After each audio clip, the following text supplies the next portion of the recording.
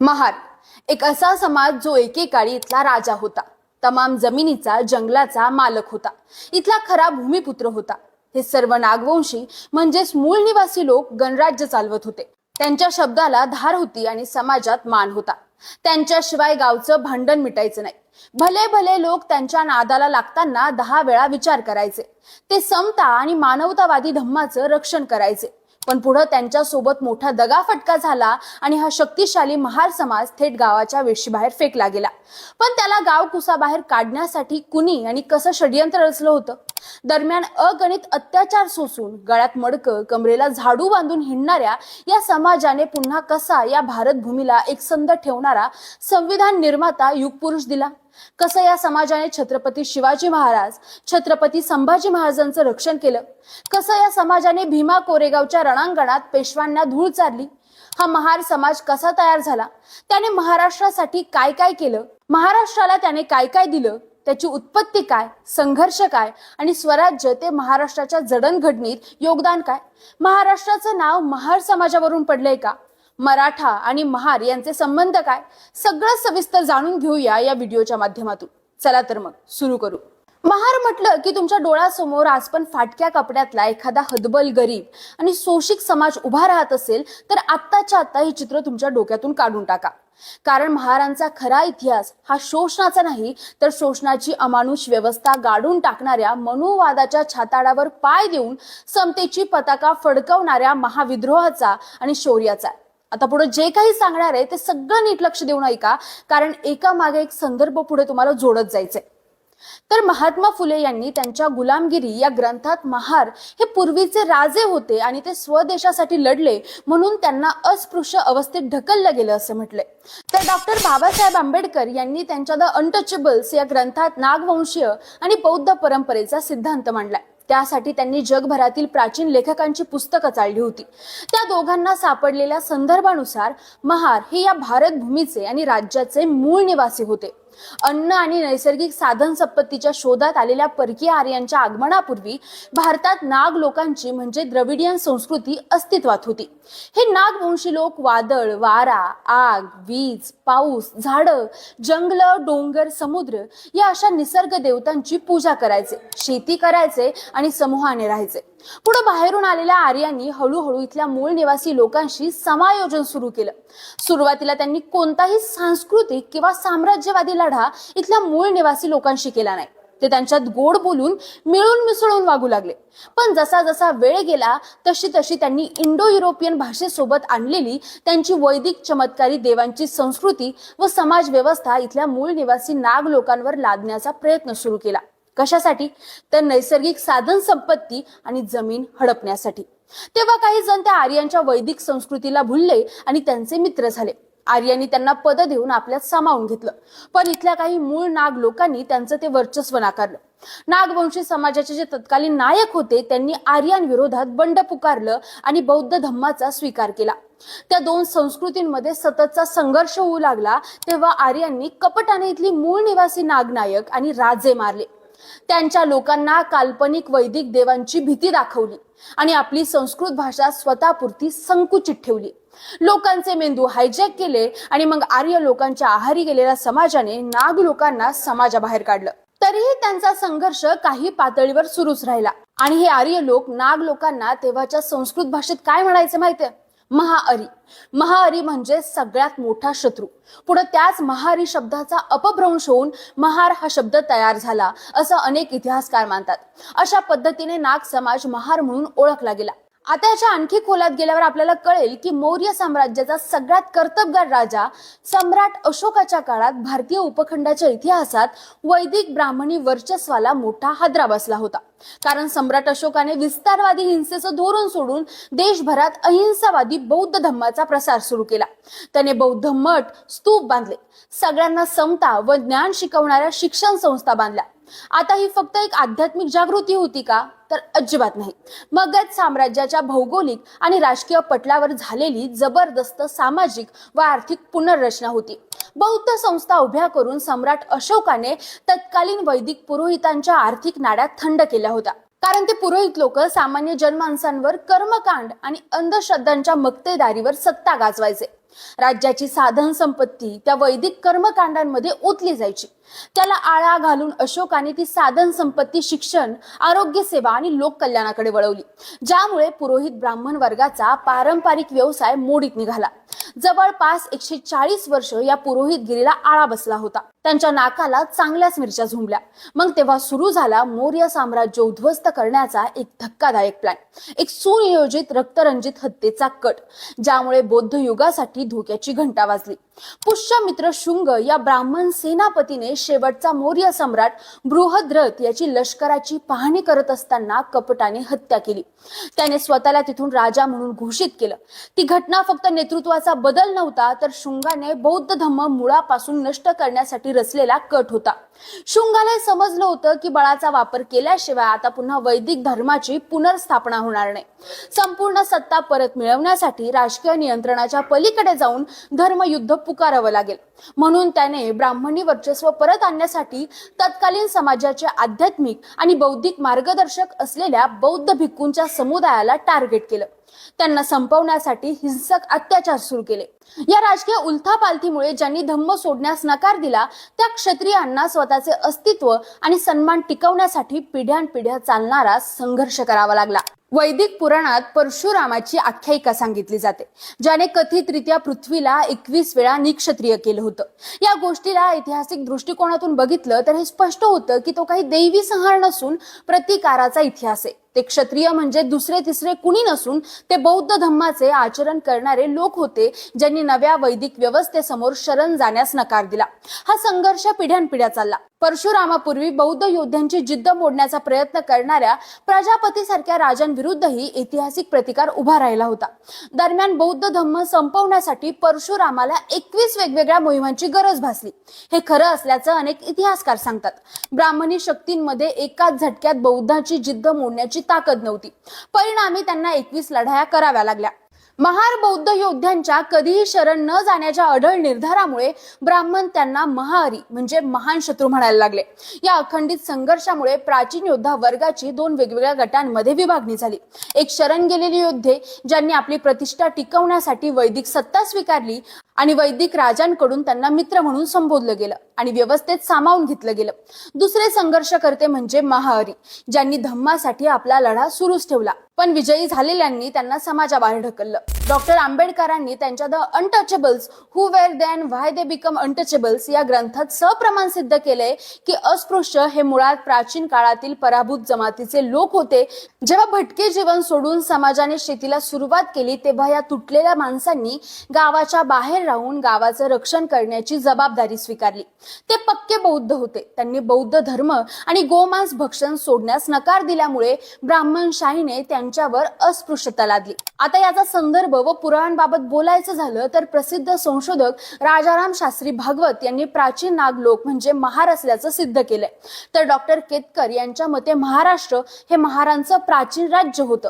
महर्षी विठ्ठल रामजी शिंदे आणि समाजशास्त्रज्ञ दत्तात्रय पुरुषोत्तम खानापूरकर यांनीही महार हे जमिनीचे मूळ मालक म्हणजेच वतनदार असल्याचं आणि उच्चवर्णीयांनी त्यांना सगळ्यात जास्त छळल्याचं नोंदवलंय. युरोपियन संशोधक डॉक्टर जॉन विल्सन आणि जेटी मोल्सवर्थ यांच्या संशोधनानुसार महाराष्ट्र या शब्दाची उत्पत्ती महारांचे राष्ट्र यातून झाली असण्याची शक्यता आहे. त्यांच्या मते राज्याचे नाव महार आणि रट म्हणजे रथी या 2 महान बंडखोर गटाच्या एकत्रीकरणातून तयार झालंय. अशा प्रकारे महाराष्ट्र म्हणजे खऱ्या अर्थानं महान संघर्षकर्त्यांची भूमी आहे. पण या महाराष्ट्र नावाच्या थिअरीबद्दल बाबासाहेबांना काही शंका होत्या असं म्हणतात, कारण मराठे ते मराठे आणि महाराष्ट्र ते महाराष्ट्र अशी मांडणी केली जाऊ शकते असं त्यांना वाटायचं. असो, नागवंशीय महार लोक प्राचीन काळी आपल्या नावापुढे नाग हे उपपद लावायचे, जो नाग या शब्दाचा अपभ्रंश आहे. याचे काही संदर्भ सुद्धा आढळून येतात. इंग्रज अधिकारी जॉन प्रिन्सेप यांनी लेणी आणि शिलालेखांवरील ब्राह्मी लिपीचा शोध लावला. त्याचं वाचन केल्यावर त्यांना कळलं की पुरातन काळात महार नागांनी मोठं दानधर्म केलाय. जसं की कान्हेरी लेणीवर नकनाक, अपरनाक, धमनाक, मोलनाक, मित्तनाक असं कोरण्यात आलंय. भाजा लेणीवर अंपीनाक, अधिकीनाक, कुळा लेणीवर वसूलनाक, पूसनाक, बेडसा लेणीवर पूसनाक, अपरदेवनाक, महारथिनी महादेवी, कार्ला लेणीवर महारथी अगिमितनाक, मितदेवनाक, उस्भनाक, शिवनेरीवर वीरसेननाक, नाशिक बुद्ध लेणीवर 40 नाक, आगियतक नाक, कफक नाक, रामानाक, नाना घाट येथे महारथी त्रणनाग, राणी नायनिका, अजिंठा येथे असलेला नागराजा व राणीच्या मूर्त्या यावरून हे सिद्ध होतं की महार हे प्राचीन काळातील राजे आणि महारथी होते. आंध्र आणि त्याच्या जवळचा प्रदेश नाग लोकांच्या अधिपत्याखाली होता.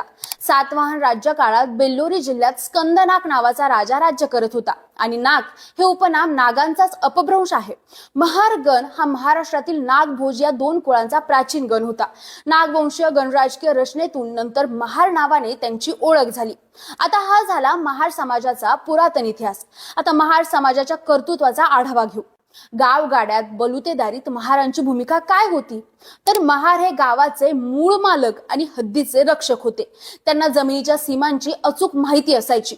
म्हणूनच त्यांना वेसकर, धरणोजी किंवा गावाचा डोळा म्हटलं जायचं. दवंडी देणं, महसूल पोहोचवणं आणि गावाची सुरक्षा राखणं ही अत्यंत विश्वासाची कामे त्यांच्याकडे होती.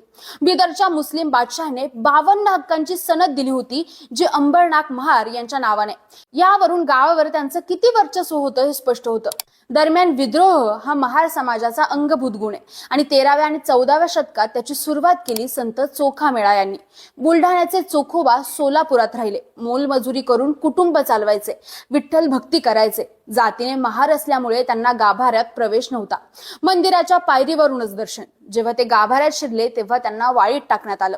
ते भीमा नदी ओलांडून राहू लागले, पण भक्तीत खंड पडला नाही. तेव्हा त्यांनी हा अभंग लिहिला. अहो विठ्ठला तू आमचा बाप, आम्ही तुझे लेकरू हे काय पाप. ही न याती माझी म्हणती लोक, तुझं काय याचे वाटेन दुःख. म्हणजे विठ्ठला, जर आम्ही सगळी तुझीच लेकरे आहोत तर मग हे लोक मला खालच्या जातीचा का म्हणतात आणि याचं तुला काही सुद्धा दुःख का वाटत नाही. एकदा मंगळवेढा इथं तटबंदीचं काम सुरू होतं. वेट भिकारी म्हणून काम करत असताना भिंत कोसळली. चोखोबा त्याखाली गेले आणि त्यांचा मृत्यू झाला. संत नामदेवांनी त्यांच्या अस्थी शोधून आणल्या. पंढरपूरच्या विठ्ठल मंदिराच्या महाद्वारासमोर समाधी बांधली. आजही सर्व जाती धर्माचे लोक मंदिरात जाण्यापूर्वी त्या समाधीला नमस्कार करून जातात. हा महाराष्ट्रातील सामाजिक क्रांतीचा सगळ्यात मोठा पुरावा आहे. शिवाजी महाराजांच्या काळात महार म्हणजे स्वराज्याचे पहिले रक्षक मानले जायचे.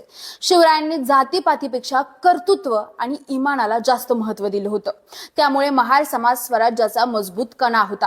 कितीतरी लढायांमध्ये त्यांनी महाराजांच्या खांद्याला खांदा देत पराक्रम गाजवले. पण दुर्दैवाने त्यांच्या शौर्याचे पोवाडे आणि बखरी कोणीच लिहिल्या नाहीत.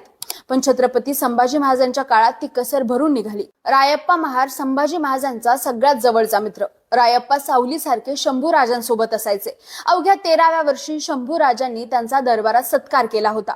पराक्रमामुळे अंगरक्षक म्हणून त्यांची नेमणूक करण्यात आली. एकदा मुकर्रब खानाच्या अफाट मुघल सैन्याने शंभू राजांच्या सैन्याला वेढा घातला. रायप्पांनी महाराजांना सुखरूप बाहेर काढण्यासाठी मुघलांशी एकट्याने झुंज दिली. अनेक मुघलांना कंठस्नान घातलं आणि शेवटी वीर मरण पत्करलं. ज्येष्ठ इतिहास संशोधक अशोक नगरे यांनी त्यांच्या संशोधनात तसं लिहिलंय. त्यांनी गोविंद गोपाळ महार यांचाही उल्लेख केलाय. गोविंद गोपाळ हे त्याच रायप्पा महाराचे सख्खे मावस भाऊ होते, ज्या रायप्पाने पेडगावच्या बहादूरगड किल्ल्यातून संभाजी महाराजांना सोडवण्याचा शेवटचा प्रयत्न केला होता. आज त्याच ठिकाणी संभाजी महाराजांचं स्मारक उभं आहे. शिदनाक महार सातारा जिल्ह्यातील कळंबी गावचे जहागीरदार, छत्रपती शाहू राजांच्या काळातले. त्यांनी स्वराज्यातील लोकांची पलटण उभी करून मुघलांशी लढाई केली. तेव्हा शाहू महाराजांनी कळंबी गाव त्यांना इनाम दिलं असं म्हटलं जातं. आता महार समाजाच्या इतिहासात गाजलेला पराक्रम बघूया. ठिकाण भीमा कोरेगाव. 1 जानेवारी 1818. एका बाजूला दुसरा बाजीराव पेशवा अरबी पठाण सैन्यासह, सोबत 28,000 सैनिक आणि गडगंज तोफा. तर दुसऱ्या बाजूला कॅप्टन स्टॅनन सोबत फक्त 800 सैनिक, त्यापैकी 500 महार आणि अवघ्या 2 तोफा. रात्रभर घनघोर युद्ध झालं. महार सैनिकांनी बाजीराव पेशव्यांचा पराभव केला. इंग्रजांनी महार सैनिकांच्या त्या विजयाबद्दल भीमा कोरेगाव इथं विजयस्तंभ उभारला. त्यावर युद्धात ठार झालेल्या महार सैनिकांची नावे नाक उपाधीसह कोरली आहे. जसे की मेतर नाईक, सोननाक, कमलानाक, रायनाक, गोरनाक, रामनाक, भागनाक, अंबनाक, गणनाक, बालनाक, रूपनाक, बदनाक, विटानाक, राजनाक, बपनाक, रैनाक, सजनाक, गोपाळनाक, हरनाक, जाननाक, हिकनाक आणि रतननाक. डॉक्टर बाबासाहेब आंबेडकर स्वतः या जागेला स्मृतीस्थळ मानत होते. दलित चळवळीने त्या लढाईला पेशवाईच्या अत्याचाराविरुद्ध दलितांचा उठाव म्हणून नवी ओळख दिली. महारांचा तो लढाऊ बाणा बघून ब्रिटिशांनी महारांना मार्शल रेस म्हणजेच लढवय्या जात म्हटलं. महारांनी कधी कुणाचा विश्वासघात केला नाही. सगळ्या जबाबदाऱ्या मुकाटपणे पार पाडल्या, जीव घेऊन आणि वेळ प्रसंगी जीव देऊन. पुढे 1841 साली अधिकृतपणे महार रेजिमेंट स्थापन झाली. पहिल्या आणि दुसऱ्या महायुद्धात इराक, इराण, उत्तर आफ्रिकेच्या वाळवंटात त्या महार रेजिमेंटने अतुलनीय शौर्य दाखवलं. 1892 साली ब्रिटिशांनी महारांची सैन्यात भरती बंद केली, कारण उच्चवर्णीयांनी अस्पृश्यांबरोबर लढण्यास विरोध केला होता. आता चळवळीकडे येऊया. महारांची दलित चळवळ सगळ्यात जास्त तीव्र केली गोपाळ बाबा वलंगकर यांनी. महार रेजिमेंट मधून निवृत्त झालेले हवालदार होते ते. त्यांनी विटाळ विध्वंसक हे पुस्तक लिहिलं. दलित साहित्यातील आणि वैचारिक क्रांतीतील ते पहिलं महत्वाचं पुस्तक होतं. त्यांनी त्यावेळी जाती व्यवस्थेवर, अस्पृश्यतेवर तर्कनिष्ठ प्रश्न उपस्थित केले. 1892 मध्ये भरती बंद झाल्यावर महारांच्या शौर्याचा इतिहास मांडून ब्रिटिश सरकारला जाब विचारला. पुढे होते शिवराम जानबा कांबळे, डॉक्टर आंबेडकरांपूर्वीचे सगळ्यात प्रभावी नेते. 1 जुलै 1908 रोजी त्यांनी सोमवंश मित्र मासिक सुरू केलं. जेजुरीच्या खंडोबाला मुली अर्पण करण्याची मुरळी प्रथा बंद पाडली. 1917 साली त्यांच्याच प्रयत्नांमुळे 111वी महार बटालियन काही काळासाठी सुरू झाली. जर वलंगकर आणि कांबळे नसते तर आंबेडकरांना इतकी लढाऊ सामाजिक पार्श्वभूमी मिळाली नसती. आता सगळ्यात महत्वाचा प्रश्न आहे की एकेकाळी राजे असणारे महार अस्पृश्य कसे झाले? मराठी अभ्यासक स्पष्ट लिहितात, महार समाजाला नेमकं कधी अस्पृश्य ठरवलं गेलं याबाबत इतिहास मूक आहे. म्हणजे स्पष्ट तारीख नाही, पण कारण स्पष्ट आहे. पहिलं कारण, ब्राह्मणी धर्म व्यवस्थेचा विस्तार. ब्राह्मणी धर्माचा प्रभाव वाढत गेला, वर्णव्यवस्था स्थिर झाली. जे लोक राजकीय, सैनिकी पराभवात गेले किंवा ब्राह्मणी धर्म स्वीकारला नाही त्यांना असुर किंवा अनार्य, दास म्हटलं गेलं. दुसरं कारण म्हणजे जमीन मालकी गेली. मध्ययुगात ही सगळी सुपीक जमीन मिळाली ब्राह्मण मराठा कुणब्यांना. महारांना फक्त नापीक, कडेलोट जमिनी मिळाल्या. स्वतंत्र शेतकरी किंवा व्यापारी बनण्याचा मार्ग बंद झाला. डॉक्टर आंबेडकर म्हणतात, अस्पृश्यांना दिलेल्या जमिनी गुलामीपेक्षा सुद्धा वाईट अशा आर्थिक गुलामीसाठी होत्या. तिसरं कारण, धार्मिक सांस्कृतिक बहिष्कार. मंदिरं, विहिरी, शाळा, विवाह समारंभ इकडे महारांना बंदी घालण्यात आली. स्पर्शदोष या कल्पनेने सामाजिक सन्मान हिरावला.